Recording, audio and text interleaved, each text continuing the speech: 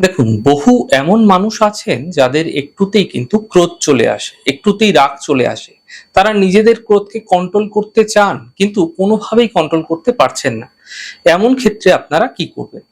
দেখুন, সোমবার চালের পায়েস তৈরি করুন। এর মধ্যে যেই চালের আপনারা ব্যবহার করবেন, এটা মাথায় রাখবেন যে সেই চালগুলো যেন খণ্ডিত না থাকে। এটা কিন্তু আপনাকে মাথায় রেখে এই পায়েস করতে হবে। তাতে অল্প চাল নিন, অসুবিধা নেই। এই পায়েস ভগবান শিবকে সমর্পণ করবেন, প্রার্থনা করবেন এবং কমপক্ষে এক মালা নমঃ শিবায় মন্ত্রের জপ অবশ্যই করবেন। এমনটি প্রত্যেক সোমবার করুন এবং রাত্রেবেলা অন্তিম আহারের পর প্রসাদ হিসাবে সেই পায়েস আপনারা গ্রহণ করুন এবং অন্তিম আহারের পরে যে পায়েস গ্রহণ করছেন তারপরে কিন্তু আর অন্য কিছু সেবন করবেন না।